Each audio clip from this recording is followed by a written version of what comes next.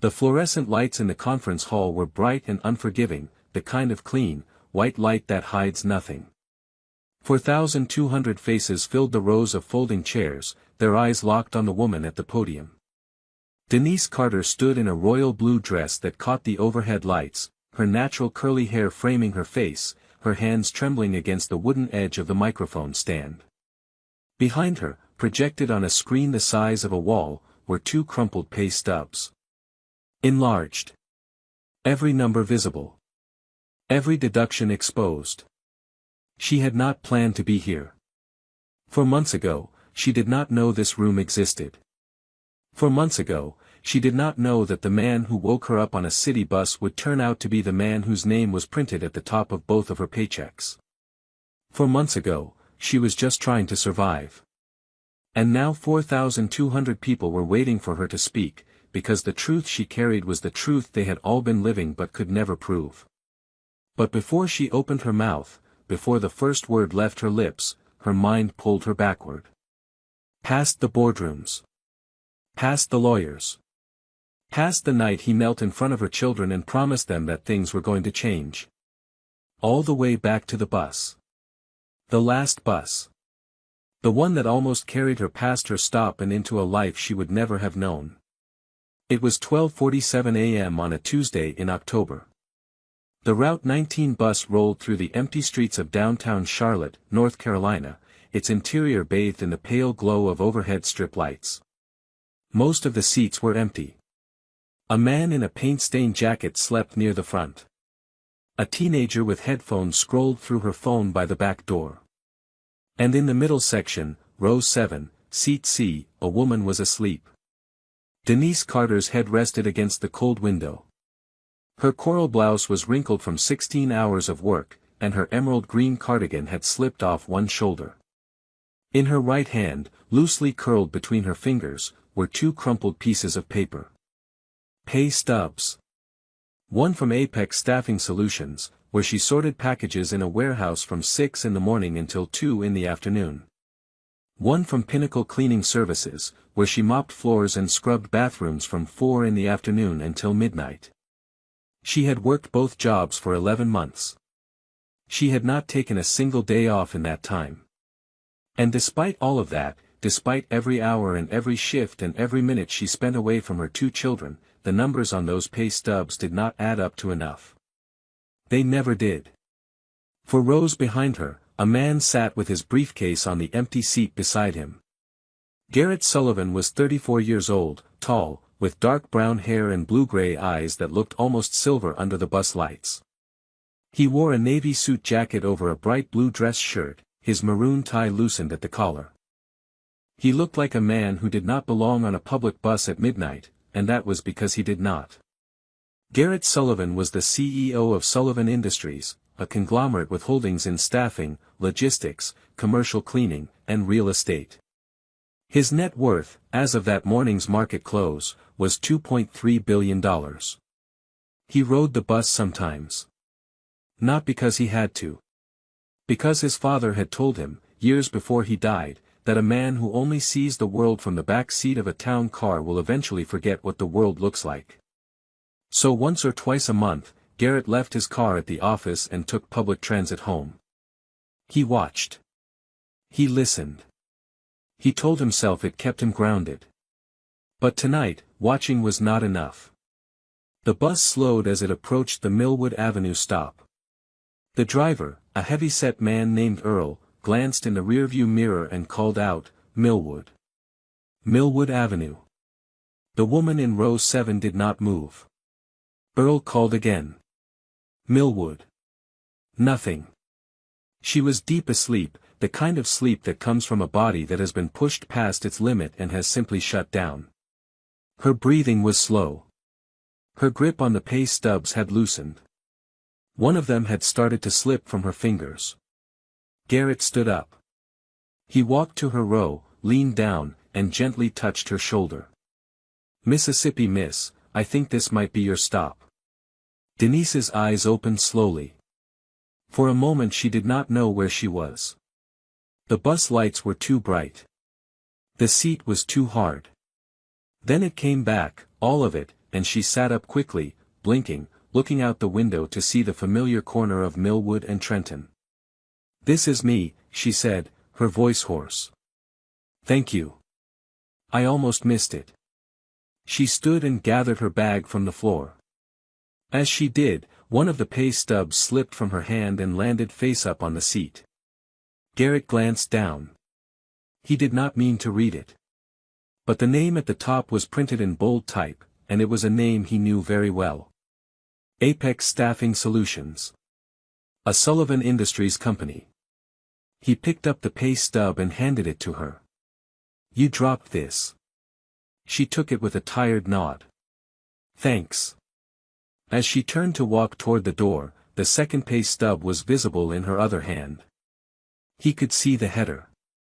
Pinnacle Cleaning Services. Also a Sullivan Industries subsidiary. Both companies. Both of them were his. Denise stepped off the bus into the cool October air. The streetlight at the corner cast a clean white glow across the sidewalk. She pulled her cardigan tight around her shoulders and started walking toward the apartment complex 3 blocks away, where her mother Patricia was asleep on the couch with Denise's 2 children tucked into the bed behind her. Garrett watched her through the window as the bus pulled away. He watched her walk alone under the streetlights, a woman who worked 16 hours a day for 2 of his companies and still could not stay awake long enough to get off the bus at her own stop.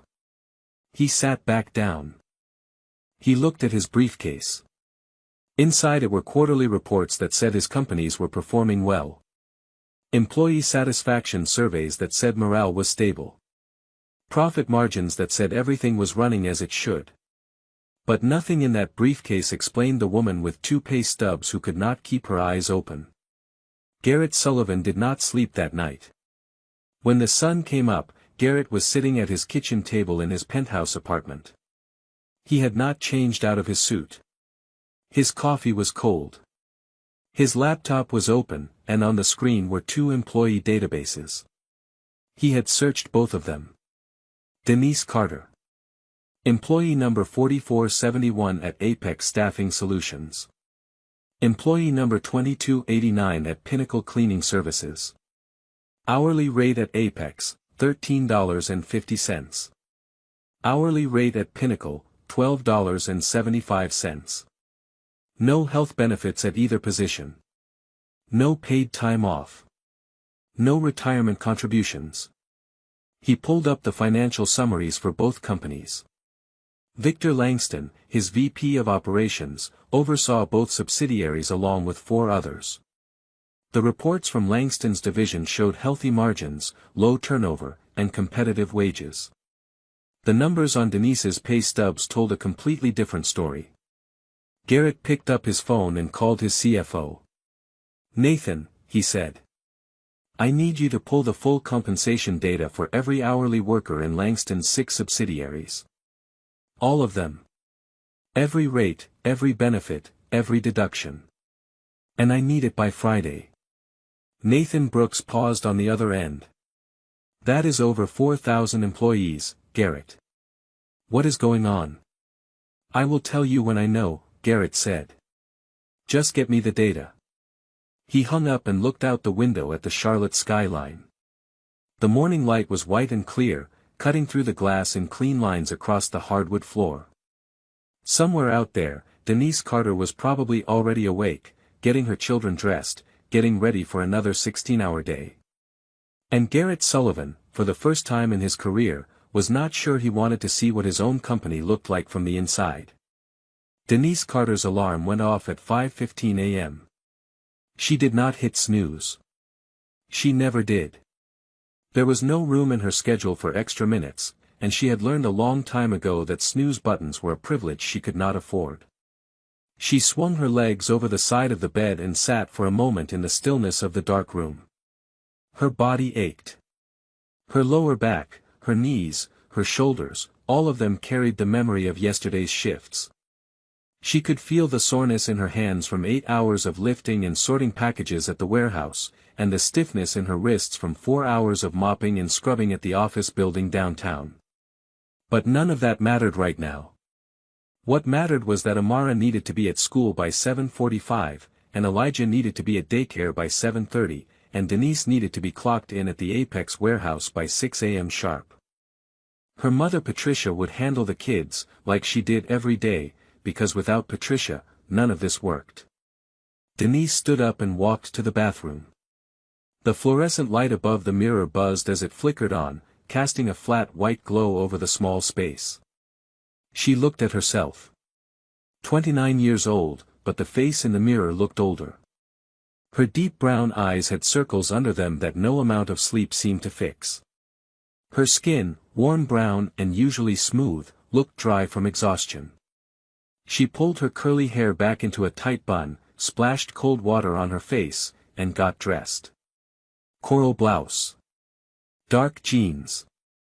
Sneakers she had bought on clearance 6 months ago that were already wearing thin at the soles. In the kitchen, Patricia was already up.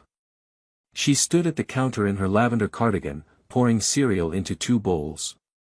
At 56, Patricia Carter still moved with the steady efficiency of the nurse she had been for 30 years before her hip forced her into early retirement. She did not complain about watching the children. She never did. But Denise could see the tiredness in her mother's face too, and it sat heavy on her chest every morning. "You eat yet?" Patricia asked without looking up. "I will grab something at work," Denise said. "That is not food, Denise. That is vending machine crackers and a cup of coffee that tastes like it was brewed in 1987. Denise almost smiled. "It keeps me going. It keeps you standing. There is a difference." Denise kissed her mother on the cheek and walked to the bedroom where her children were sleeping. Amara, 6 years old, was curled on her side with her arm draped over her younger brother Elijah, who was 4. Amara's red jacket hung over the chair beside the bed. Elijah's green shirt was folded on the dresser, ready for the day. Denise knelt beside them and watched them breathe. This was the part of the morning that made everything else bearable. Not the paychecks. Not the shifts. Just this. 2 small people who trusted her to hold the world together, even when the world did not seem to want to cooperate. She pressed her lips to Amara's forehead, then Elijah's, and stood up. She grabbed her bag, checked that her bus pass was inside, and walked out the door into the pale light of early morning. The bus ride to the warehouse took 22 minutes. Denise sat by the window and watched the city wake up. The streetlights were still on, bright white against the gray sky. A few joggers moved along the sidewalk. A bakery on the corner had its lights on, the interior glowing clean and white through the glass front. Charlotte was quiet at this hour, and Denise liked that. Quiet meant nobody needed anything from her. Quiet meant she could sit still for 22 minutes and not think about money. But she always thought about money. Amara needed glasses. The school nurse had sent a note home 3 weeks ago, and Denise had been putting it off because the eye exam alone was $90, and the glasses would be at least another $150. Elijah's daycare had just raised its monthly rate by $40, which did not sound like much until you did the math against 2 paychecks that barely covered rent and groceries. Denise pulled the 2 pay stubs from her bag and looked at them. She had a habit of carrying them with her, not because she needed to, but because looking at the numbers reminded her where she stood. She was not the kind of person who pretended things were fine when they were not.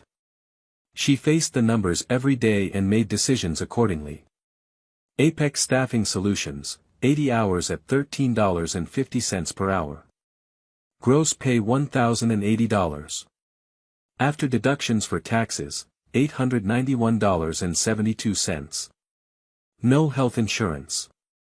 No retirement. No paid sick days. Pinnacle Cleaning Services, 60 hours at $12.75 per hour. Gross pay $765. After deductions, $632.18. Same story. No benefits of any kind. Combined biweekly take-home, $1,523.90. Rent was $1,100 a month. Electricity, water, phone, groceries, bus passes, Elijah's daycare, Amara's school supplies. Every dollar had a name before it arrived, and there were always more names than dollars. She folded the pay stubs and put them back in her bag. She did not cry. She had stopped crying about money a long time ago. Crying did not change the numbers. The warehouse was a large concrete building on the east side of the city, set back from the road behind a chain-link fence. The parking lot was full of older cars and a few bicycles chained to a rack near the entrance. Inside, the lights were the same flat, bright fluorescent panels that seemed to be standard in every workplace Denise had ever known. Rows of conveyor belts ran through the center of the floor, and metal shelving units lined the walls stacked with boxes of varying sizes. Denise clocked in at 5:58 a.m., 2 minutes early, and walked to her station. Her friend Tanya Mitchell was already there, tying her hair back and pulling on work gloves. Tanya was 32, with a wide smile and a laugh that could be heard 3 aisles over. She wore a red sweater under her work vest, and she had been working at Apex for almost 2 years. "You look like you slept on a bus again," Tanya said. "Almost did," Denise said. "Some guy woke me up at my stop." "What guy?" "Just a guy. Nice suit. Looked like he did not belong on the Route 19 at midnight." Tanya raised an eyebrow. A man in a nice suit riding the Route 19 at midnight is either lost or running from something. "Or just riding the bus," Denise said.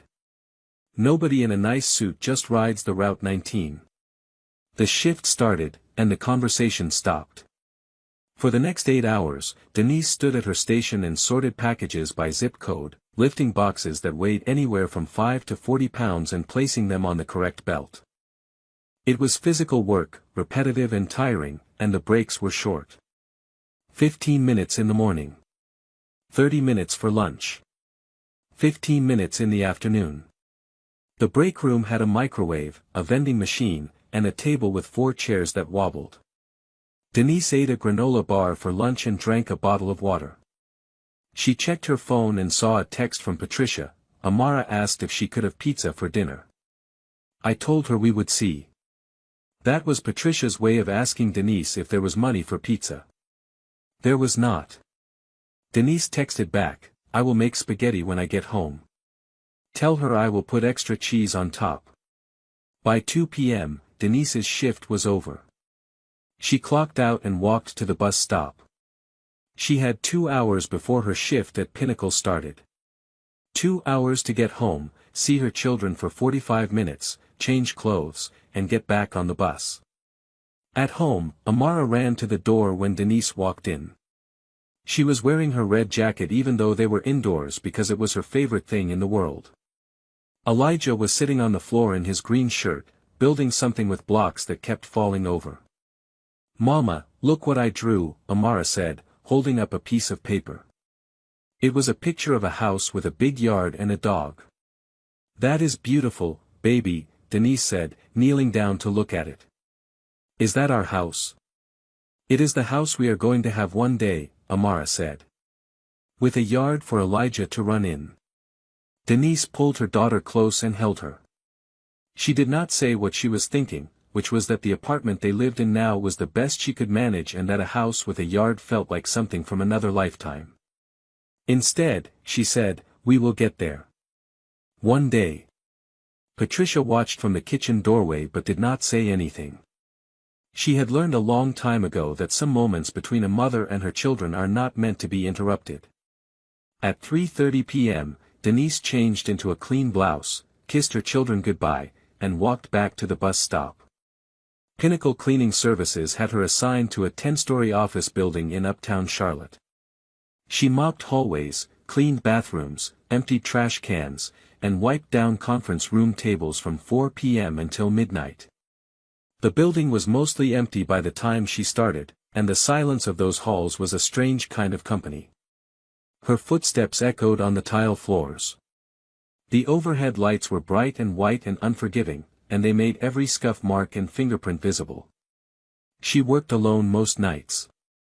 The cleaning crew was understaffed, which meant each person covered 2 floors instead of 1. Denise did not complain. Complaining required energy she did not have, and it never changed anything anyway. By midnight, her shift was done. She clocked out, walked to the bus stop, and waited under the streetlight for the Route 19. When it came, she climbed on, found an empty seat, and closed her eyes. 16 hours. Every day. 5 days a week. Sometimes 6. And still, the math did not work. Garrett Sullivan had built his life around numbers. Profit margins, quarterly projections, cost per unit, overhead ratios. Numbers told the truth when people did not, or at least that was what he had always believed. But the numbers in front of him that Wednesday morning did not feel like the truth. They felt like a wall built to hide something. He sat in his corner office on the 22nd floor of the Sullivan Industries Tower in uptown Charlotte. The office was large, with floor-to-ceiling windows that let in the pale morning light. The walls were white, the furniture modern and clean-lined, and the only personal item was a framed photograph of his father, Thomas Sullivan, who had founded the company 40 years ago and died of a heart attack 3 years ago at the age of 61. Garrett had taken over as CEO at 31. He was smart, careful, and deliberate. He had expanded the company from 4 subsidiaries to 9, added nearly 2,000 employees, and increased the annual revenue by 30% in 3 years. The business press called him one of the most promising young CEOs in the Southeast. The board of directors gave him a performance bonus every quarter. And until last night, he had believed he was doing a good job. Then he saw the pay stubs. His executive assistant, Claire Davenport, knocked on the open door. She was 30, auburn-haired, organized to the point of precision, and she could tell by the way Garrett was sitting, straight-backed, jaw tight, coffee untouched, that something was wrong. "Your 9 o'clock is here," she said. "Nathan is in the conference room. Give me 5 minutes." She nodded and left. Garrett turned back to his laptop and pulled up the organizational chart for Victor Langston's operations division. Langston oversaw 6 subsidiaries: Apex Staffing Solutions, Pinnacle Cleaning Services, Ridgepoint Logistics, Greenway Maintenance, Carolina Commercial Supply, and Lakeview Property Management. Combined, those 6 companies employed 4,217 hourly workers across the Charlotte metro area. Garrett clicked through to the employee satisfaction surveys Langston had submitted for the last fiscal year. Satisfaction scores, 78 out of 100. Turnover rate, 14%.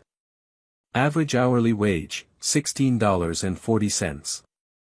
Benefits enrollment, 62%. Those numbers looked fine. Better than fine. They looked healthy. But Denise Carter made $13.50 at Apex and $12.75 at Pinnacle. No benefits. No time off. No retirement. And if she was working 16 hours a day across 2 of his companies and still falling asleep on public buses, then something was wrong with the numbers, or something was wrong with the person who reported them. Garrett closed his laptop and walked to the conference room. Nathan Brooks was already seated at the long glass table, a stack of folders in front of him. Nathan was 38, stocky, with blonde hair and wire-framed glasses. He had been Garrett's CFO for 2 years, and he was the kind of person who noticed when numbers did not match. That was exactly why Garrett needed him now. "You said you needed the full compensation data for Langston's division," Nathan said. "That is a big ask. Can you tell me what triggered this?" Garrett sat down across from him. He thought about how to explain it. He could talk about the bus, the woman, the pay stubs. But that would make it sound personal. And maybe it was personal. But the issue was bigger than one person. "I want to see the real numbers," Garrett said. "Not the summaries Langston sends to the board. The actual payroll data. Every hourly worker. Every rate. Every benefit election. And I want to compare it against what Langston has been reporting."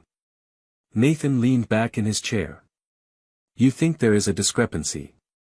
"I think I have been reading quarterly reports from a man who runs 6 companies and never once flagged a problem. And I think that is either because there are no problems, or because the problems are not making it into the reports. You want a quiet audit. I want the truth. Nathan nodded slowly. I can have preliminary data by Friday. The full picture will take longer. If there is something buried in the payroll, it will take a forensic accountant to find it. Then find me one, Garrett said. After Nathan left, Garrett sat alone in the conference room for a long time. The windows faced east, and the mid-morning sun cast clean white light across the table. He could see the city below. Cars moving through traffic. People walking on sidewalks. Buses pulling in and out of stops. Somewhere down there, Denise Carter was lifting packages at a warehouse that had his name on the letterhead. He thought about his father. Thomas Sullivan had started the company with a single staffing agency in 1983.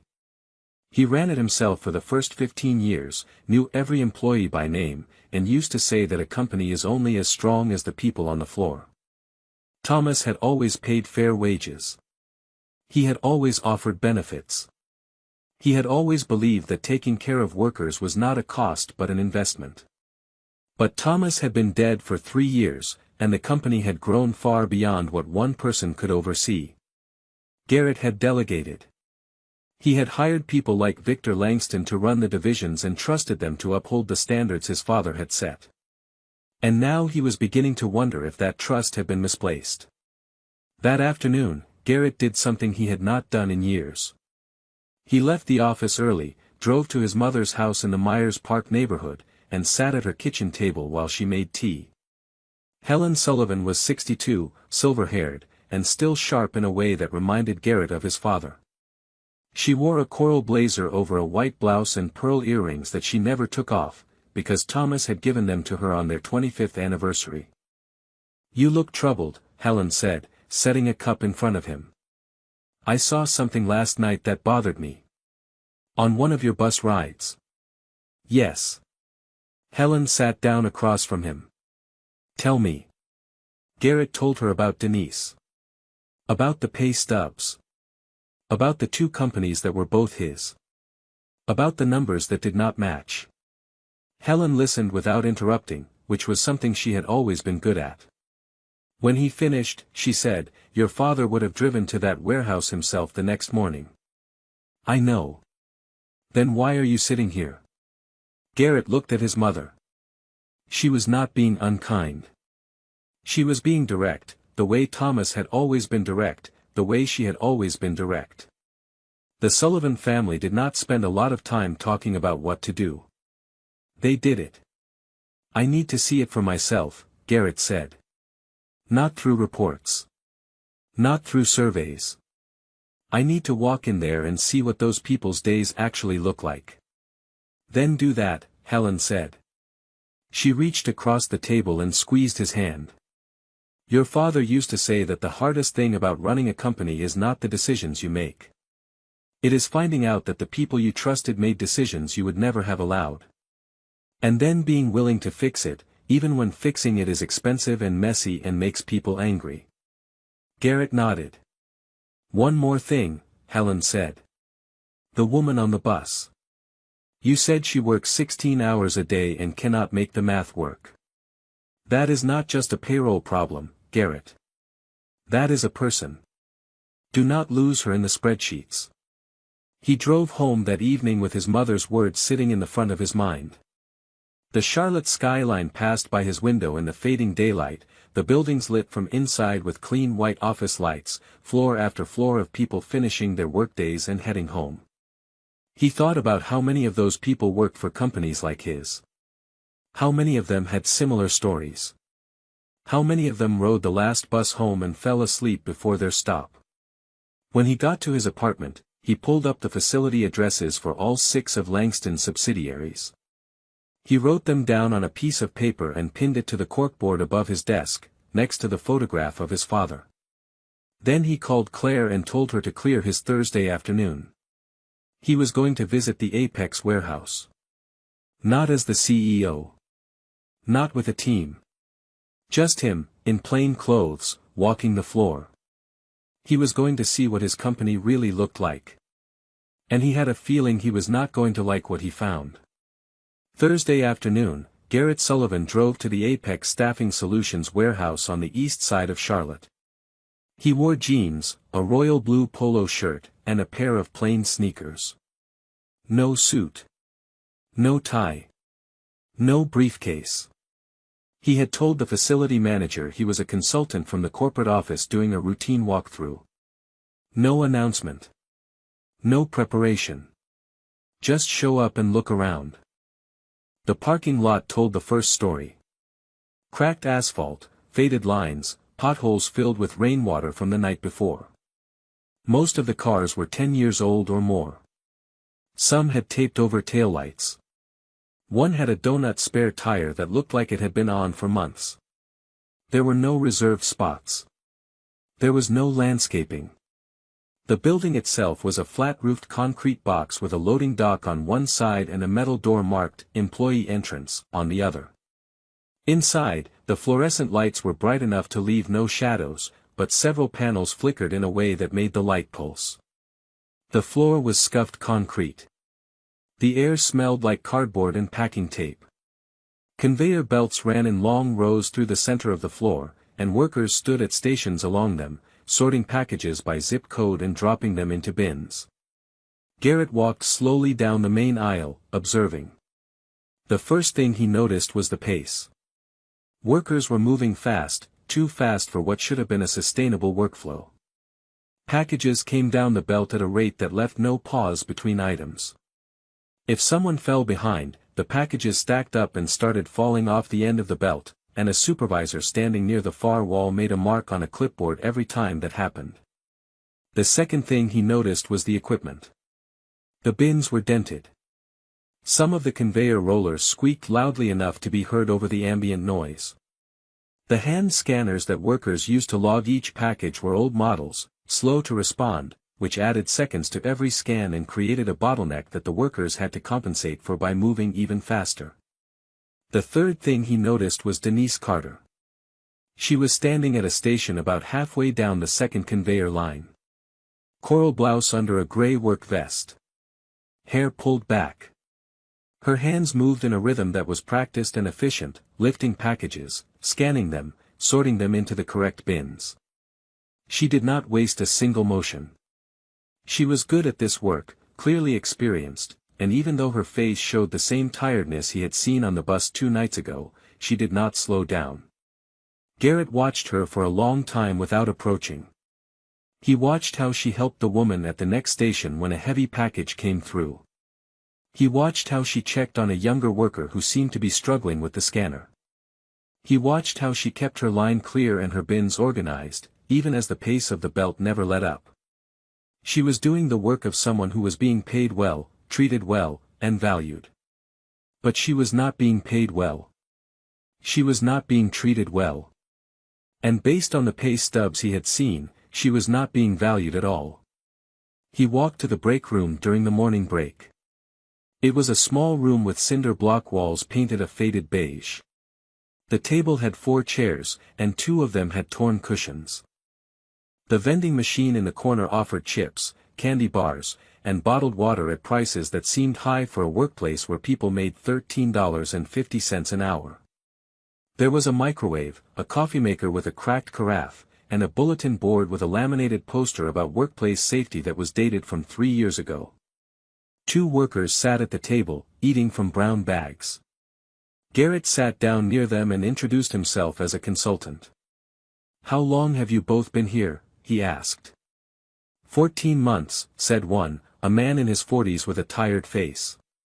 "The pay is not great, but it is steady." "Any benefits?" The man laughed. "They told us when we started that benefits would kick in after 6 months.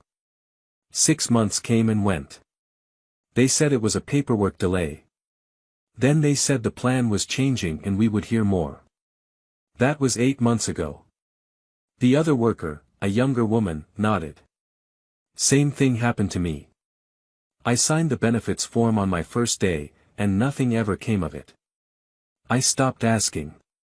A third worker, a woman with a badge that read Team 6, leaned against the wall and added, "They cut our hours last month." Used to be 8-hour shifts, 5 days a week.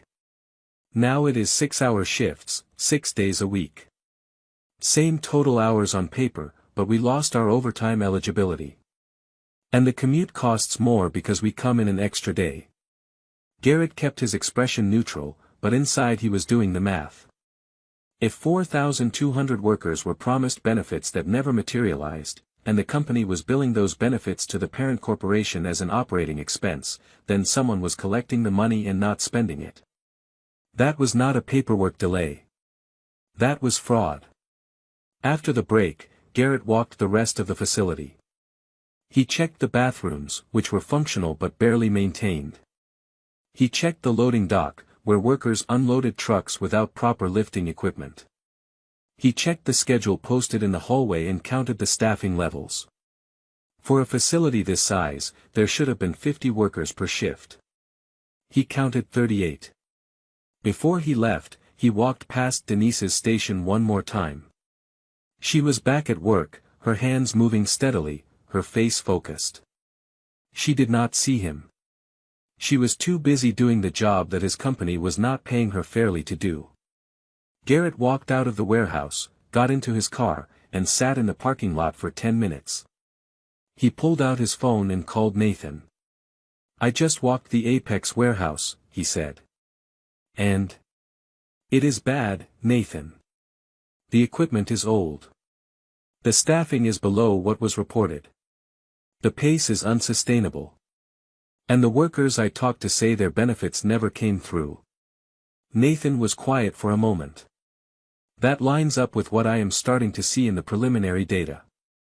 The payroll numbers Langston reported to the board do not match the actual disbursements. The gap is significant." "How significant?" "I am still pulling it together, but we are looking at a difference of roughly $1.2 million per quarter across the 6 subsidiaries. The money is being allocated in the budget for wages and benefits, but it is not reaching the workers. It is going somewhere else." Garrett closed his eyes. 1.2 million per quarter. 4.8 million a year. For 3 years, since Langston took over the division. That was nearly $15 million that was supposed to go to workers and went somewhere else entirely. "Get me the forensic auditor," Garrett said. "Someone independent. Someone who cannot be influenced. I want a full audit of every dollar that passed through Langston's division since he took over." "I will have a name for you by Monday," Nathan said. Garrett hung up and looked at the warehouse through his windshield. The building sat under the afternoon sky, the flat white light of a cloudy day making everything look plain and exposed. No warm tones. No softness. Just concrete and metal and a parking lot full of old cars belonging to people who worked hard and got less than they were owed. He thought about what his mother had said. Do not lose her in the spreadsheets. He was not going to. Because this was not just about spreadsheets anymore. This was about Denise Carter, and Tanya Mitchell, and the man in the break room who had been waiting 8 months for benefits that were never coming, and every other person in those 4,200 positions who trusted that the company they worked for was treating them fairly. Garrett started his car and pulled out of the parking lot. He had one more thing he needed to do, and it could not wait for the audit. He needed to find Denise Carter and tell her, not as a CEO, not as an employer, but as the man from the bus, that he had seen what her life looked like, and he was not going to look away. The Bright Futures Community Center sat on the corner of Millwood Avenue and 8th Street, 2 blocks from Denise's apartment. It was a 1-story brick building with a painted mural of children reading books on the side wall, and it ran an after-school program that was the only reason Denise could pick up her evening shift at Pinnacle. Patricia would walk Amara and Elijah to the center at 3 p.m., and Denise would pick them up at 3:45 before catching the 4:10 bus to her second job. That Friday afternoon, Denise arrived at the center at her usual time. She walked through the glass front door into the bright, clean lobby where a few parents were already gathering their children. Amara was sitting at a small table near the window, drawing with crayons. Elijah was on the floor nearby, playing with a set of plastic dinosaurs. "Mama," Amara said, looking up. She was wearing her red jacket, as always, and her eyes squinted slightly as she focused on Denise's face. The squinting was getting worse, and Denise knew she could not put off the eye appointment much longer. "Hey, baby. You have a good day." Amara held up her drawing. It was a picture of a bus. "I drew the bus you ride." Denise knelt down and looked at it. "That is a beautiful bus. Who is driving it?" "You," Amara said, like it was obvious. Denise smiled and kissed the top of her daughter's head. She was gathering Elijah's things from the cubby near the door when a voice behind her said, "Excuse me. Denise?" She turned. The man standing in the lobby was tall, with dark brown hair and blue-gray eyes. He wore a royal blue polo shirt and jeans. No suit this time, no briefcase, but she recognized him immediately. He was the man from the bus. "I am sorry to approach you like this," he said. "My name is Garrett. I am the one who woke you up on the Route 19 the other night." Denise straightened up. She was cautious, but not alarmed. He had a calm way about him, steady and direct, and he kept his distance, standing a full 3 feet away. "I remember you," she said. "Thank you again for that. I would have ended up at the end of the line. Can I talk to you for a minute? I know this is unusual, and I understand if you would rather not. But I have something I need to say, and I think you deserve to hear it." Denise looked at her children. Amara was watching the conversation with curiosity. Elijah was still focused on his dinosaurs. Patricia, who had been sitting in a chair by the door reading a magazine, was now looking at Garrett with the evaluating stare she reserved for strangers who approached her daughter. "Go ahead," Denise said. Garrett took a breath. "The 2 pay stubs you were holding on the bus. Apex Staffing Solutions and Pinnacle Cleaning Services. I did not mean to see them, but I did. And I need you to know something. Both of those companies are subsidiaries of Sullivan Industries." He paused. "And I am the CEO of Sullivan Industries." The silence in the lobby lasted about 4 seconds, but it felt longer. Denise's expression did not change right away. She processed information carefully, the way people do when they have been handling hard truths their entire lives and know the difference between a shock and a fact. "Both companies," she said. "Both. And I had no idea what the working conditions were like until I saw what your day looks like. I visited the warehouse yesterday. I saw the equipment, the staffing, the pace. And I pulled the payroll data. What you are being paid does not match what my company is supposed to be paying. There is a gap, and I am trying to figure out where the money is going." Denise looked at him for a long time. She was searching his face for something, and she must have found it, because when she spoke again her voice was quieter but not unfriendly. "So what are you going to do about it?" "I am going to fix it," Garrett said. "I hired an independent auditor this morning. I am going to find out what happened to the money, and I am going to make sure every worker in those 6 subsidiaries gets what they were promised. But that is going to take time. Weeks, maybe months. And in the meantime, you are still working 16 hours a day, and your daughter is squinting at everything she looks at because she needs glasses." He glanced at Amara, who was indeed squinting at the 2 of them from across the room. "I would like to help," Garrett said. "Not as a company program. Not as charity. Just as someone who saw something that is not right and wants to start fixing it in the most immediate way he can. I would like to pay for Amara's eye exam and glasses. And I would like to help with your son's daycare costs. I know those are your 2 biggest pressures right now, and I can help remove them while the bigger fix is underway." Denise's first instinct was to say something about not needing help. It was a reflex, the kind of response that comes from years of handling everything on your own. But she caught herself. She looked at Amara squinting.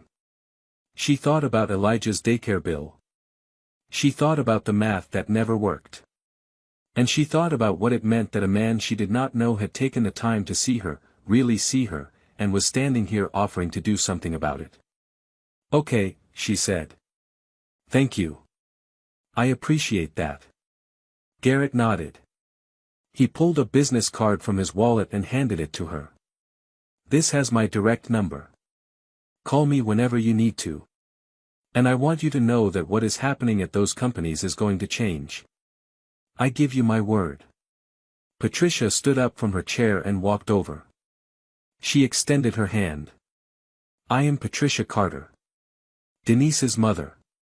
Garrett shook her hand. It is nice to meet you, Mrs. Carter.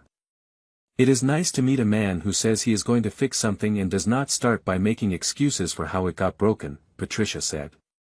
She held his gaze for a moment, then nodded once, which was Patricia's version of approval. Over the next 2 weeks, Garrett kept his word. He took Amara to an optometrist on Saturday morning. The exam revealed that she was significantly nearsighted in both eyes, and the doctor said she had likely been struggling to read the board at school for months. Garrett paid for the exam and a pair of bright red frames that Amara picked out herself. She put them on in the office and looked around the room like she was seeing it for the first time. Everything is so clear, she said, adjusting the frames on her nose. Denise watched from the chair beside her, and for the first time in a long time, she felt something loosen in her chest. Not all the weight. Not even most of it. But enough to let her breathe a little deeper. Garrett also arranged for Elijah's daycare costs to be covered through a family assistance fund that Sullivan Industries already had on the books but that, under Victor Langston's management, had never actually been funded. Garrett funded it himself and made Denise the first recipient. They saw each other 3 more times over those 2 weeks. Once at the community center, where Garrett brought a box of books for the after-school program. Once at a diner near Denise's apartment, where they sat in a booth by the window and talked for 2 hours about their lives, their families, and the kind of world they wanted their children to grow up in. Garrett learned that Denise had been a straight-A student in high school and had planned to go to college for business administration before getting pregnant with Amara at 22. Denise learned that Garrett had taken over the company after his father died and had spent 3 years trying to live up to a man he could never fully replace. And once at Denise's apartment, where Garrett sat on the living room floor and helped Elijah build a tower out of blocks while Amara read a picture book out loud, her new red glasses perched on her face, every word clear and confident. Denise watched him from the kitchen doorway. He was sitting cross-legged on the carpet in his navy suit pants and a bright blue dress shirt with the sleeves rolled up, patiently handing blocks to a 4-year-old who kept knocking the tower over and laughing. He did not check his phone. He did not look at the time. He was just there, fully present, in a way that Denise had not seen from anyone in a very long time. Patricia came up beside her and said quietly, "He is a good one." "It is early, Mama. I have been watching people for 56 years, Denise.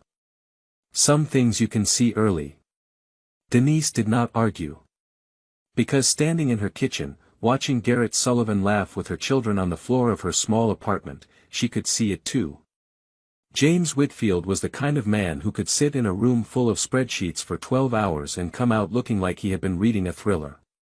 He was 45, bald by choice, and carried a leather briefcase that was older than some of the companies he audited.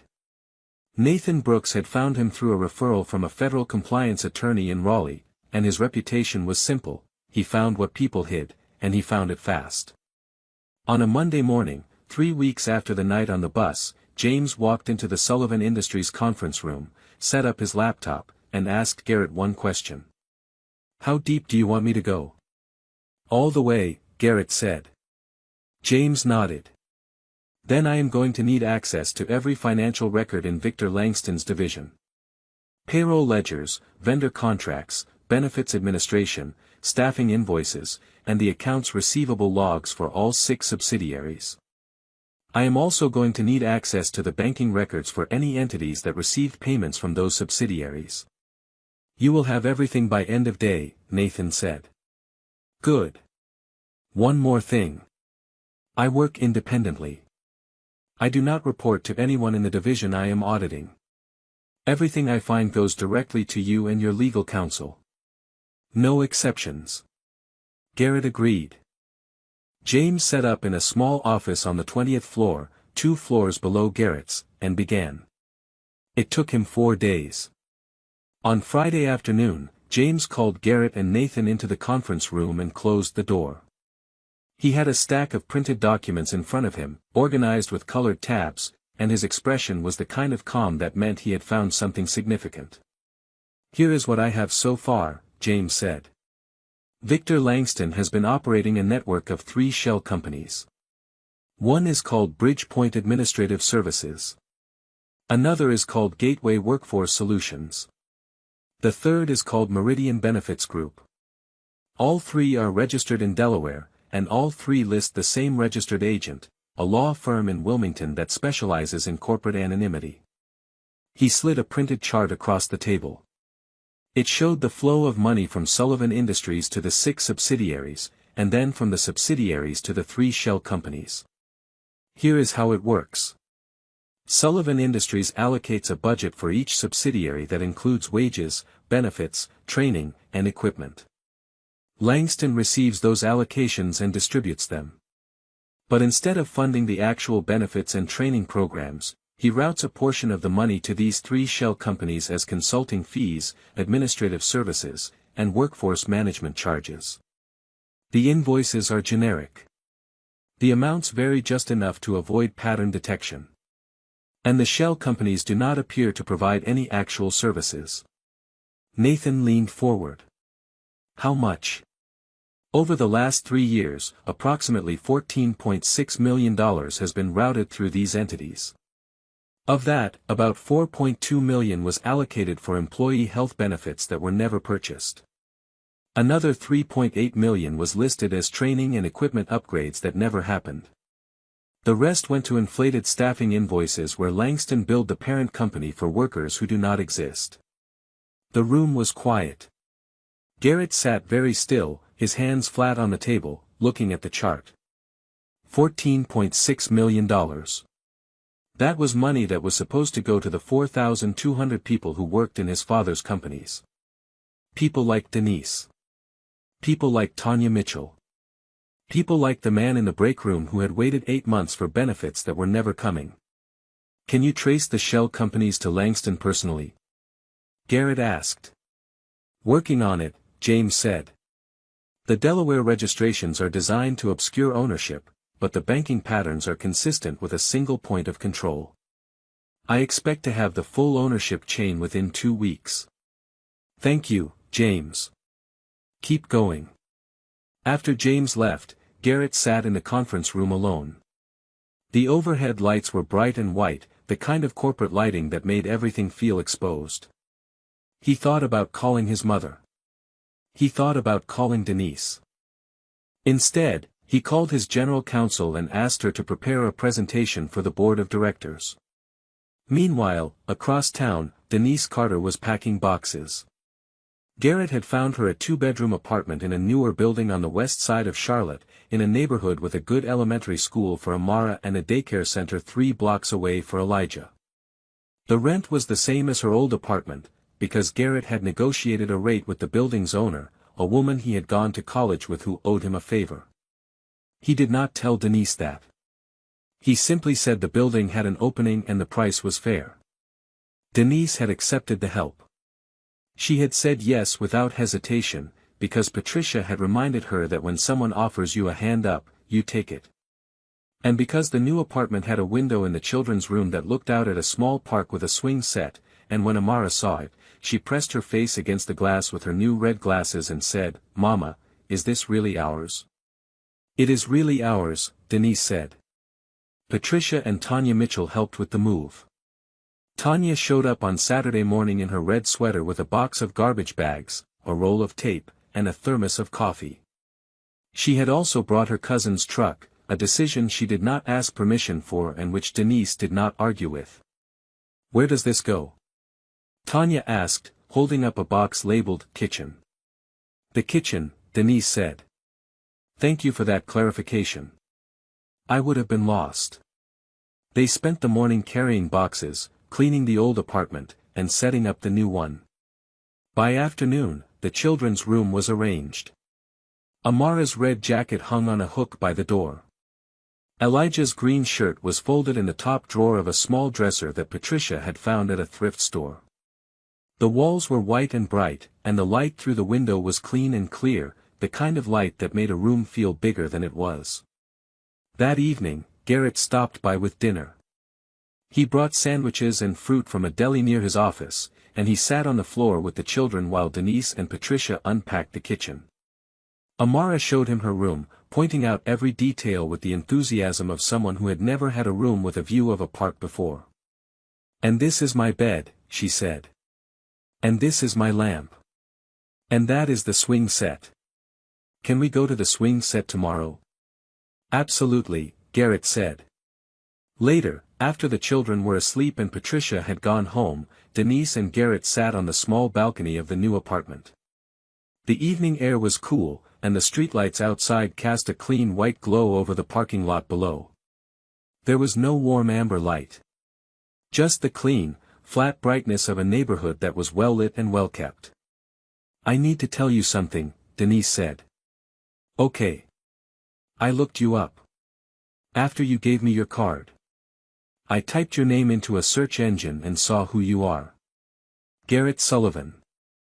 CEO of Sullivan Industries. Net worth, $2.3 billion. Garrett did not look surprised. "I figured you would. I want you to know that I do not care about the money. I am not saying that to sound noble. I am saying it because it is true. What I care about is that you walked into that warehouse and saw what was happening, and instead of looking away, you did something. That matters to me more than anything in your bank account." Garrett turned to face her. In the clear light, his blue-gray eyes were steady and serious. "I should have seen it sooner," he said. "I should have walked those floors years ago instead of trusting reports from a man who was stealing from the people he was supposed to manage. I failed those workers. All 4,000 of them." "You did not fail them," Denise said. "You trusted the wrong person. That is different. What matters is what you do now." "I am going to fix it," he said. "All of it. I believe you." She reached across the small table between them and put her hand on his. He turned his palm up and held it. They sat like that for a while, in the cool evening air, two people from two very different worlds who had found each other on the last bus home. The Sullivan Industries boardroom was on the 23rd floor of the corporate tower, one floor above Garrett's office. It was a large, rectangular room with a mahogany table that seated 14 high-backed leather chairs, and floor-to-ceiling windows that overlooked the Charlotte skyline. The lighting was recessed and bright, the kind of clean, white overhead illumination that made every face in the room look fully visible and fully accountable. On a Wednesday morning in late November, 7 members of the board of directors took their seats. Garrett sat at the head of the table. Nathan sat to his left. The company's general counsel, a woman named Andrea Keene, sat to his right with a stack of documents and a laptop open in front of her. James Whitfield stood near the presentation screen at the far end of the room, his briefcase on the credenza behind him. Victor Langston sat at the far end of the table, 6 chairs away from Garrett. He was 52, tall and thin, with gray at his temples and the kind of composed expression that comes from years of practice. He wore an expensive charcoal suit and a silver watch that cost more than what most of his workers earned in a month. He did not know why this meeting had been called, but he did not look worried. Victor Langston never looked worried. That was part of the problem. Garrett opened the meeting without small talk. "Thank you all for being here on short notice. I asked for this session because I have information that requires the board's immediate attention. Over the past 4 weeks, I commissioned an independent forensic audit of our operations division, specifically the 6 subsidiaries overseen by Victor Langston. James Whitfield conducted the audit, and I have asked him to present the findings." Victor's expression did not change, but his hands, which had been resting on the table, moved to his lap. James stepped to the screen and brought up the first slide. It showed the organizational chart of Langston's division, with the 6 subsidiaries listed below it. Between January 2023 and September 2026, a total of approximately $14.6 million was diverted from the operating budgets of these 6 subsidiaries through 3 shell companies registered in Delaware, James began. The companies, Bridgepoint Administrative Services, Gateway Workforce Solutions, and Meridian Benefits Group, were billed as external service providers. In reality, they provided no services. The invoices were fabricated, and the funds were routed to accounts that, through a chain of intermediary transfers, lead back to a single beneficial owner. He advanced to the next slide, which showed the banking chain. The beneficial owner of all three shell companies is Victor Langston. The room went still. Three of the board members turned to look at Victor. Andrea Keene began typing notes on her laptop without looking up. Victor sat straight in his chair. His face had gone from composed to blank, which was a different thing entirely. "This is absurd," he said. "I have managed this division for 5 years, and every financial report I have submitted has been reviewed and approved." The reports were accurate in format, James said. But the underlying data was manipulated. Staffing numbers were inflated by approximately 12%, meaning the parent company was billed for workers who did not exist. Benefits allocations totaling $4.2 million were recorded as enrolled but never purchased. Training and equipment budgets were recorded as spent but no corresponding purchases or improvements were made at any of the 6 facilities. James put up the final slide. It was a simple table with 2 columns. On the left, what Langston had reported to the board. On the right, what the forensic audit found. The gaps were wide and undeniable. Average hourly wage reported, $16.40. Actual average hourly wage, $13.10. Benefits enrollment reported, 62%. Actual enrollment, 0%. Employee satisfaction score reported, 78 out of 100. Actual score, based on anonymous interviews Whitfield conducted, 31 out of 100. Garrett let the numbers sit on the screen for a full minute before he spoke. "Victor, you had a responsibility to 4,217 workers. People who showed up every day to do their jobs, trusting that the company they worked for was treating them with basic decency. You used that trust to steal from them. Not from a corporate account. Not from a line item. From people. Real people with families and bills and children who need glasses and daycare." Victor opened his mouth, but Andrea Keene spoke first. "Mr. Langston, I would advise you to consult with personal legal counsel before making any further statements. The board is about to vote on your removal, and any statements you make here may be referenced in subsequent proceedings." Victor closed his mouth. Garrett looked around the table. "I am asking the board to vote on 3 items. First, the immediate removal of Victor Langston from his position as VP of Operations. Second, the referral of all audit findings to the U.S. Attorney's Office for the Western District of North Carolina for investigation of potential federal fraud charges. Third, the establishment of a remediation fund to retroactively compensate all affected hourly workers for lost wages and benefits." The vote was unanimous on all 3 counts. 7-0. Victor Langston stood, buttoned his suit jacket, and walked out of the boardroom without saying a word. Andrea Keene made a note of the time he left. Security was waiting at the elevator. After the meeting, Garrett went to his office and sat for a long time. Claire brought him coffee, which he did not drink. Nathan stopped in to review the next steps, which included notifying the subsidiary managers, engaging outside counsel for the federal referral, and beginning the process of restructuring the entire division. "You did the right thing," Nathan said. "I did the late thing," Garrett said. "The right thing would have been walking that warehouse floor 3 years ago. You are doing it now. That counts." That evening, Garrett drove to Denise's apartment. She opened the door in an emerald green cardigan over a white blouse, and behind her, Amara and Elijah were sitting at the kitchen table eating macaroni and cheese. The apartment was warm and bright, the overhead lights clean and white, and it smelled like butter and pasta. "How did it go?" Denise asked. "He is gone." The board voted unanimously. The auditor's findings are being sent to federal investigators.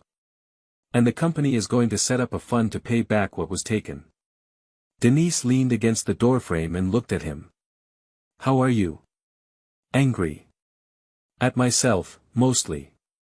Come inside, she said. Have some macaroni and cheese. It is Amara's recipe, which means it has 3 times more cheese than any recipe calls for. Garrett smiled for the first time that day. He walked in, hung his jacket on the back of a chair, and sat down at the table next to Elijah, who immediately handed him a crayon and a piece of paper. Draw a bus, Elijah said. Garrett drew a bus. It was not a good drawing. Elijah studied it seriously, then drew his own version next to it, which was slightly better. Amara observed both drawings through her red glasses and declared Elijah the winner. Denise stood in the kitchen doorway and watched. Tanya had texted her earlier asking if the rumors at the warehouse were true, that someone at the top had been caught stealing. Denise had texted back, they are true. Things are going to change. That weekend, Garrett brought Denise and the children to meet his mother. Helen Sullivan's house in Myers Park was a large colonial with white columns and a green lawn, but it did not feel intimidating because Helen met them at the front door in her coral blazer with a plate of cookies and a smile that made Denise feel immediately welcome. I have heard so much about you, Helen said to Denise, taking her hand in both of hers. And about these two. She knelt down to look at Amara and Elijah. I am Helen. I am Garrett's mother, and I bake the best chocolate chip cookies in Charlotte. Would you like to test that claim? Amara nodded solemnly. I am a very good cookie tester. Helen laughed and led them inside. The house was filled with bright, natural light from tall windows. The walls were lined with photographs, many of them featuring Garrett's father Thomas. Helen gave Denise a tour while Garrett and the children played in the backyard. In the hallway, Denise stopped at a black and white photograph of a young couple standing in front of a small building. That is Thomas and me, Helen said. The day he opened his first staffing office. 1983, he had 12 employees and not a single doubt. He sounds like a good man, Denise said. He was. And I see a lot of him in my son. More than Garrett realizes. They sat in the living room and talked for an hour while the children ate cookies in the kitchen. Helen asked about Denise's family, about Patricia, about Denise's plans for the future. Denise answered honestly, without pretending to be anything she was not. Helen listened the way she always listened, with her full attention and without judgment. When they left that evening, Helen hugged Denise at the door and said, "Come back anytime. And bring your mother. I would like to meet the woman who raised a daughter as strong as you." Denise held that sentence close all the way home. It started with a magazine. 2 weeks after the visit to Helen's house, Denise was sitting on her couch on a Saturday afternoon, flipping through a local business magazine that Garrett had left on her coffee table. Amara was reading a chapter book on the floor, her red glasses perched confidently on her nose. Elijah was napping in his room. The apartment was quiet, and the overhead light cast a clean, bright glow over everything. Patricia arrived at noon. She came through the door with a bag of groceries and her usual lavender cardigan, and she went straight to the kitchen to start putting things away. Denise called out a thank you from the couch and kept flipping through the magazine. On page 14, there was a profile of Helen Sullivan. The headline read, "Charlotte's Quiet Philanthropist, Helen Sullivan and the foundation that carries her husband's name." The photo showed Helen at a fundraiser, wearing her coral blazer and pearl earrings, standing beside a banner for the Thomas Sullivan Community Foundation. "Mama, come look at this," Denise said. "This is Garrett's mother. Helen. I told you about her." Patricia walked out of the kitchen, drying her hands on a dish towel. She took the magazine from Denise and looked at the photo. For about 3 seconds, nothing happened. Then Patricia's hands went still. The dish towel slipped from her fingers and landed on the floor. "Mama?" Patricia did not answer. She was staring at the photo, not at Helen, but at something in the background of the image. Behind Helen, on the wall of the event space, there was a framed photograph. It was small in the magazine, almost impossible to make out, but Patricia's eyes were locked on it like she could see every detail. "Mama, what is it?" Patricia sat down slowly on the couch. She set the magazine on the coffee table, open to the page with Helen's photo. Then she reached into her purse, the large black handbag she carried everywhere, and pulled out something Denise had never seen before. It was a locket. Small, oval, tarnished silver, on a thin chain that had turned dark with age. The clasp was worn but still functional. Patricia held it in both hands like it was something fragile and precious, which it was. "Mama, where did that come from?" Patricia opened the locket. Inside, behind a tiny piece of glass, was a photograph. It was faded, the colors washed to soft tones by 60 years of time, but the image was clear. Two young women stood side by side in front of a brick building.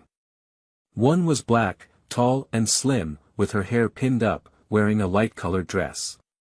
The other was white, shorter, with auburn hair and a wide smile, wearing a dark cardigan.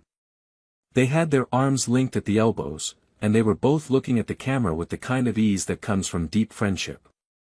"This is your grandmother Ruth," Patricia said, pointing to the black woman.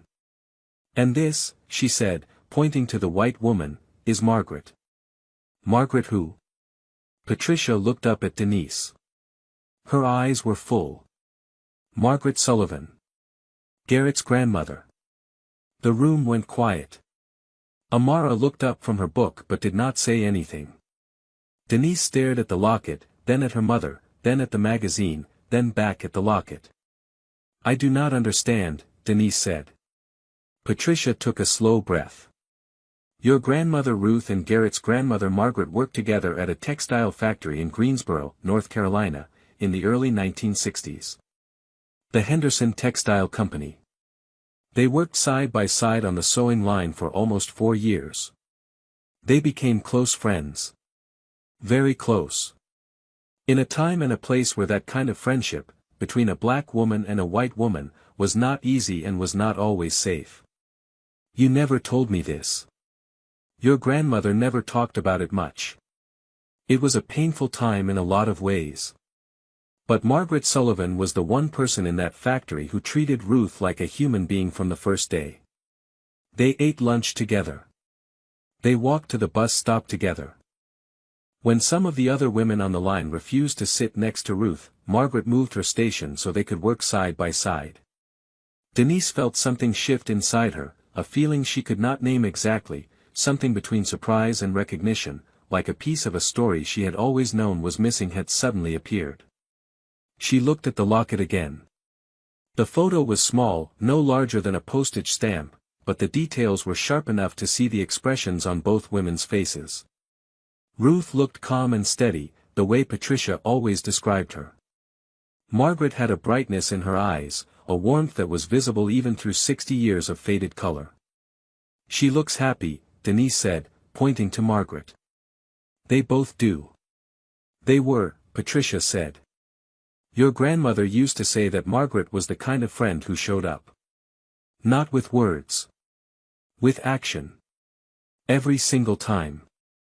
"What happened?" she asked. "Why did they lose touch?" In 1965, Margaret's husband, Garrett's grandfather, got a job offer in Charlotte. They moved. Your grandmother stayed in Greensboro. They wrote letters for a while. But life got in the way it does. Ruth got married, had me, moved to Raleigh. Margaret had her family here in Charlotte.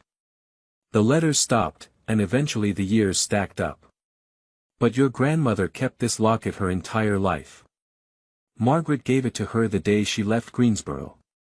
Told her to keep it so she would always remember they were friends, no matter what anyone said. Patricia placed the locket on the coffee table next to the magazine. 2 images side by side. Helen Sullivan at a modern fundraiser, and Ruth and Margaret in 1963, arm in arm, in front of a textile factory. Your grandmother Ruth died when you were 3, Denise. She never got to tell you this story herself. But she told me, more than once, that the friendship she had with Margaret Sullivan was the one thing that kept her going during the hardest years of her life. Denise picked up the locket and held it in her palm. It was warm from Patricia's hands. She traced the edge of the photograph with her fingertip, looking at her grandmother's face. Young, serious, beautiful. Standing beside a woman who chose to be her friend when the world around them said she should not. "There is something else," Patricia said. She reached into her purse again and pulled out an envelope. It was old, yellowed at the edges, with a postmark from Charlotte, North Carolina, dated October 1967. The handwriting on the front read, "For Ruth, when the time is right." The seal was unbroken. "Your grandmother received this letter 2 years after Margaret moved away. She never opened it." "Why not?" Patricia shook her head. "I do not know. Maybe she was afraid of what it said. Maybe she was not ready. Maybe she was waiting for the right time and the right time never came. She kept it in a wooden box with the locket and a few other things, and when she died, the box came to me. I have been carrying it ever since." Denise held the envelope. It was light, just a single piece of paper inside, folded once. The handwriting was neat and slanted, the penmanship of a woman who had been taught to write carefully. "We should open it," Denise said. "Not yet," Patricia said. "Not without Garrett and his mother. If Margaret Sullivan wrote this letter, then her family deserves to be there when it is read." Denise nodded. She placed the envelope on the coffee table beside the locket and the magazine. 3 objects from 3 different decades, all pointing to the same story. A friendship that had been lost to time, and a connection that, 60 years later, had found its way back. She picked up her phone and called Garrett. "Can you and your mother come to my apartment tomorrow afternoon? There is something I need to show you both. Something about our families." "Of course," Garrett said. "Is everything okay?" "Everything is fine," Denise said. "Better than fine. I think there is a piece of your family's story that has been waiting a long time to be told." She hung up and looked at her mother. Patricia was sitting quietly, the locket in her hands again, looking at the photograph of 2 women who had stood together when standing together was the bravest thing either of them could do. "Mama," Denise said, "do you believe in coincidence?" Patricia looked at her daughter. "I believe in a lot of things, Denise. But coincidence has never been one of them." Sunday afternoon, the light in Denise's apartment was clean and white, coming through the windows in even, bright streams that made the small living room feel open and still. Amara sat at the kitchen table coloring, her red glasses slightly crooked on her nose.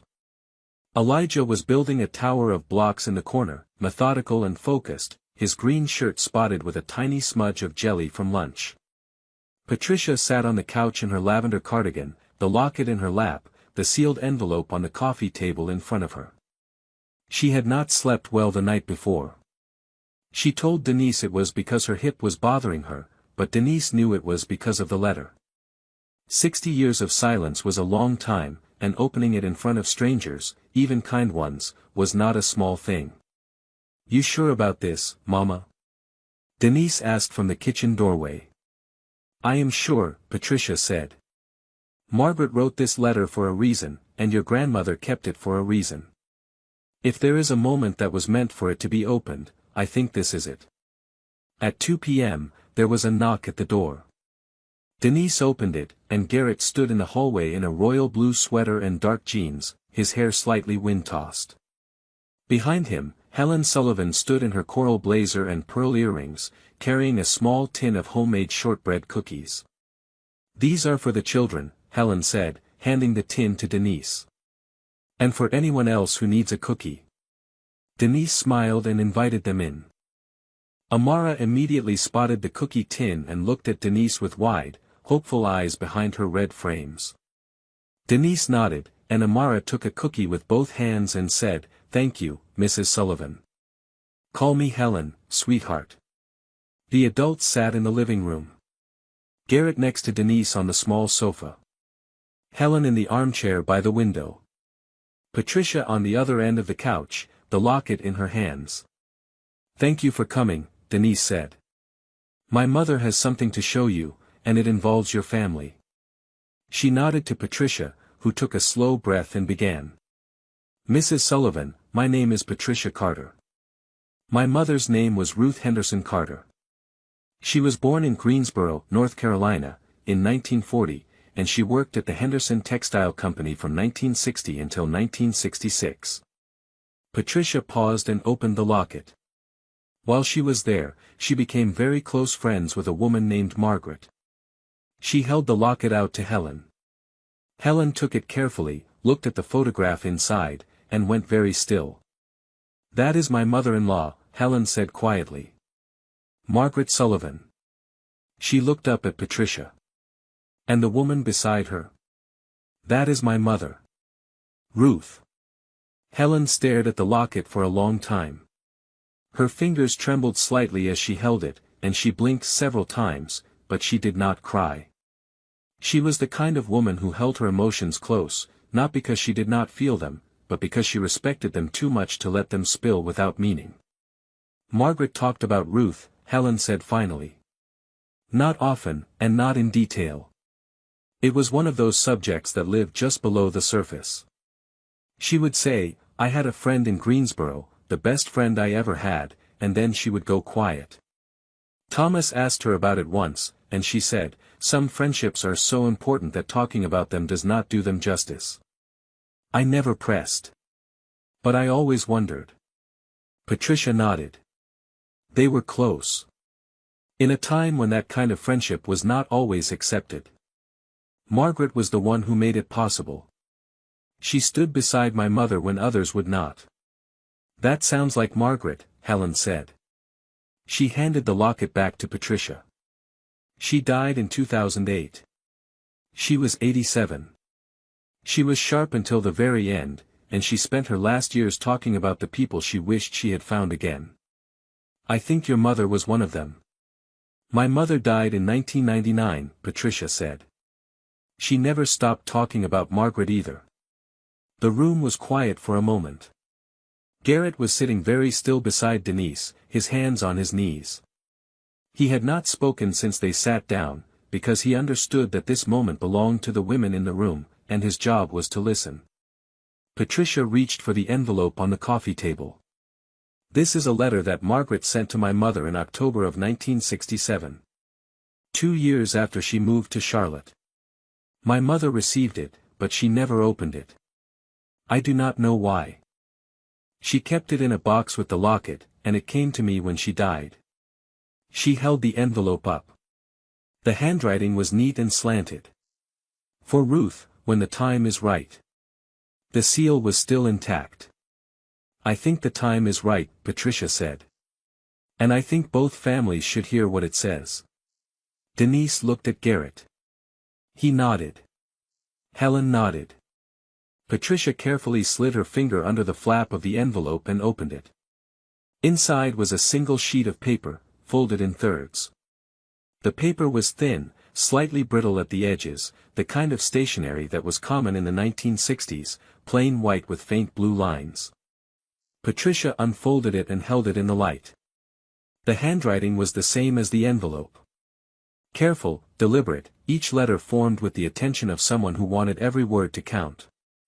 Patricia read it aloud. Dear Ruth. I have started this letter so many times that the wastebasket next to my desk is full of crumpled paper. I do not know how to say what I need to say, so I am just going to say it plain. You saved my life. Not in the way people say it when they mean someone cheered them up or gave them good advice. You saved my actual life. On March 14, 1964, when the fire broke out on the third floor of the factory, everyone ran for the east stairwell. I fell. The smoke was thick, and I could not see, and I went down on the landing between the second and third floors. You came back for me. Everyone else kept running, and you turned around and came back. You pulled me to my feet, put my arm over your shoulder, and walked me down 2 flights of stairs and out the door. The doctor said the smoke I inhaled would have killed me if I had been in that stairwell for 2 more minutes. You gave me those 2 minutes, Ruth. You gave me the rest of my life. I have tried to repay you 100 times in my head, and I have never been able to figure out how. There is no gift, no favor, no amount of money that equals what you did. But I want you to know this. If your family and my family ever cross paths again, in this life or the next, I will make sure that kindness is returned. Whatever they need, whenever they need it, for as long as my family has the ability to give it. That is not a debt. It is a promise. And I intend to keep it, even if it takes 100 years. You are the best person I have ever known, Ruth. And I miss you every day. Your friend, Margaret. The letter ended. Patricia set it down on the coffee table with steady hands. The room was completely silent except for the soft sound of Elijah's blocks clicking together in the corner. Helen was crying. Quietly, with her hands folded in her lap and her chin lifted, the way women of her generation cried, with dignity and without apology. Garrett had his arm around Denise's shoulders, and Denise was holding his hand, her grip tight, her eyes wet. She never told us about the fire, Helen said. Thomas knew his mother had worked in a textile factory, but she never mentioned a fire. She never mentioned being saved.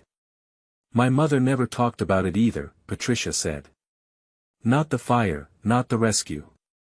Just the friendship. Just Margaret. Garrett leaned forward. He looked at the letter, then at the locket, then at his mother. Grandma Margaret made a promise, he said. That if our families ever crossed paths again, the kindness would be returned. She did, Helen said. And 60 years later, I sat on a bus 4 rows behind her granddaughter. He looked at Denise. I woke you up at your stop. Denise looked back at him. And I was holding 2 pay stubs from 2 of your companies. The coincidence was too large and too precise to feel like a coincidence. It felt like something else entirely. It felt like 2 women who had made a promise in 1967 had somehow, across 6 decades and 2 generations, reached through time to make sure that promise was kept. Helen stood and walked to Patricia. She took both of Patricia's hands in hers. Your mother saved Margaret's life. And Margaret's grandson found your granddaughter on a bus. I do not know what to call that, but I know it is not an accident. Patricia looked up at Helen. I think our mothers would have liked this, she said. Both of them. I think they would have loved it. They stood like that for a moment, 2 women connected by a story that had been waiting 60 years to be told. Then Helen pulled Patricia into a hug, and Patricia hugged her back, and for a few seconds the apartment was full of something quiet and powerful that none of them had words for, so they did not try to name it. They just let it be. 3 months passed. In January, Sullivan Industries announced a company-wide restructuring of wages and benefits for all 4,200 hourly workers across the 6 subsidiaries formerly managed by Victor Langston. Every worker received a raise to a minimum of $18.50 per hour. Full health insurance was enrolled and active within 30 days. Paid time off was implemented at 2 weeks per year, with an additional week added for every year of service. A 401k retirement plan was established with a company match of 4%. The total cost of the restructuring was $6.8 million annually. Garrett approved it without hesitation, and the board of directors, still shaken by the audit findings, voted unanimously to support it. The federal investigation into Victor Langston moved forward. James Whitfield's findings had been handed to the U.S. Attorney's Office, and in February, a federal grand jury returned an indictment on 12 counts of wire fraud, 3 counts of money laundering, and 1 count of tax evasion. Victor's assets were frozen, and the $14.6 million he had siphoned was being traced through the shell companies for potential recovery. The legal process would take time, but the wheels were turning. Garrett hired 3 new regional managers to replace Langston's structure. Each one was required to visit every facility in their region at least once a month, walk the floor, talk to workers, and report directly to Nathan. There would be no more layers between the boardroom and the people on the ground. Garrett made that a policy. He put it in writing. And he signed it with his father's pen. At the Apex warehouse, the changes were visible. New conveyor equipment replaced the old systems. Staffing levels went from 38 workers per shift to the proper 50. Break times were extended. The break room got a new table, new chairs, a working coffee maker, and a refrigerator that had not been there before. A benefits coordinator came in twice a month to help workers with enrollment paperwork and answer questions. Tanya Mitchell got a raise to $19.25 per hour, full health coverage, and a promotion to shift lead. On the day her new badge was printed, she stood at her station in her red sweater, looked at the shiny plastic card, and said to Denise, "If I am in charge now, the first rule is no more broken vending machines." Denise laughed. It was a real laugh, the kind that comes from a body that is no longer running on empty. Because Denise Carter was no longer working two jobs. In March, she accepted a position in Sullivan Industries' management training program, a 12-month program that combined classroom instruction with on-the-job leadership experience. The program had existed on paper for years but had never been funded under Langston. Garrett revived it, expanded it, and personally reviewed every application. Denise's application had been strong, but it was her interview that sealed it.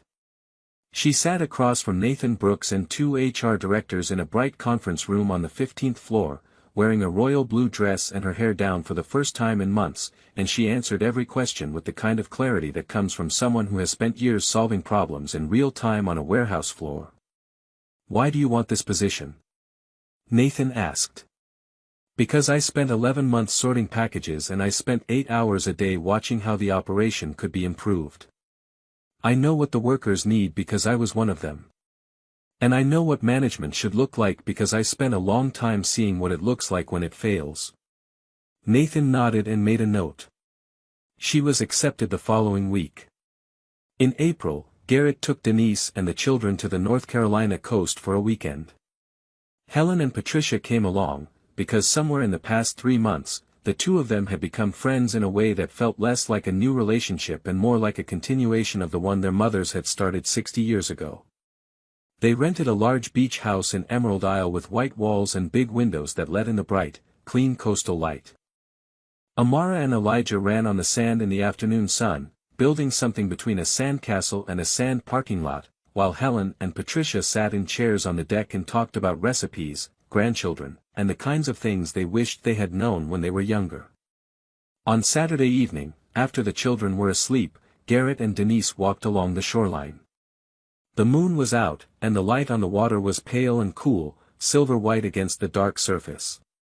The air smelled like salt. "I want to ask you something," Garrett said. "Okay." He stopped walking and turned to face her. In the moonlight, his face was serious and soft at the same time, the face of a man who had spent 4 months learning that the most important things in the world are not on spreadsheets. He reached into the pocket of his maroon jacket and pulled out a small box. He opened it. Inside was a ring, a simple band of white gold with a single diamond that caught the pale light. "I have spent my whole life running a company," Garrett said. "And the night I sat on that bus and watched you sleeping with 2 pay stubs in your hand, I realized I had been running it wrong. Not because the numbers were bad, but because I forgot what the numbers were supposed to be for. They are supposed to be for people. For you. For your children. For all of them. You taught me that, Denise. You taught me just by being who you are." He knelt on the sand. "I love you. I love Amara and Elijah. I love your mother, who looks at me like she is reading my soul every time I walk through the door. I love the life we are building, and I want to keep building it. Will you marry me?" Denise looked down at him. She looked at the ring. She looked at the ocean behind him, wide and calm and endless. She thought about the bus. She thought about the pay stubs. She thought about the locket and the letter and the 2 women in 1963 who stood together when the world told them not to. "Yes," she said. "Of course, yes." Garrett slid the ring onto her finger and stood, and Denise put her arms around him and held on. They stood on the beach in the cool silver light, two people who had found each other in the most unlikely way, and the waves moved in and out behind them, steady and sure. The next morning, when they told Amara and Elijah, Amara pushed her red glasses up her nose and said, "Does this mean we get to live in the same house?" "It does," Denise said. "With a yard?" "With a yard." Amara nodded, satisfied.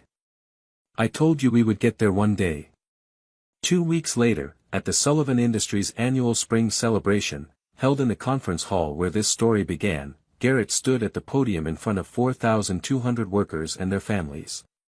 The fluorescent lights were bright and unforgiving, the same ones from the opening scene, and the room was full. He talked about what had happened over the past 4 months. About the audit, the restructuring, the new wages and benefits. About what the company had gotten wrong and what it was going to do differently. About the importance of standing close enough to see what systems do to the people inside them. Then he invited Denise to the podium. She walked up in her royal blue dress, her hair down, her new engagement ring catching the light. She stood where she had stood in the flash forward at the beginning of this story, in front of the 2 projected pay stubs, in front of 4,200 faces. And she said what she had come to say. 4 months ago, I fell asleep on a bus holding 2 pay stubs. One from Apex. One from Pinnacle. I worked 16 hours a day, and I still could not make the math work. A man on that bus woke me up at my stop, and he turned out to be the CEO of both companies. She paused. That is a good story. But the real story is not about him finding me. It is about what he did next. He listened. He looked. He found the truth. And then he fixed it. Not for me. For all of us. The room was quiet. Then someone in the back began to clap, and the applause spread forward until it filled the entire hall. After the event, as the crowd filed out and the caterers began clearing tables, Helen Sullivan walked up to Denise and pressed a small wooden box into her hands. The box was old, cherry wood, polished smooth by decades of handling. A brass clasp held it closed. "This belonged to Margaret," Helen said. "I found it in her things after she passed, and I have been holding on to it ever since. I think it belongs to you now." Denise opened the box. Inside, resting on a faded piece of velvet, was another envelope. It was sealed, the paper yellowed, the handwriting the same neat, slanted script as the first letter. On the front, in Margaret's careful hand, were 7 words. "To the children who find their way back to each other." Denise looked at Garrett. He looked at the envelope. Neither of them opened it. Not yet. Not today. Because some things are meant to wait for exactly the right moment, and they both knew, looking at each other, at the locket, at the ring on her finger, at the 4,200 people filing out of the hall into a future that was a little more fair than it had been before, that the right moment had not arrived yet. But it would. And when it did, they would open it together.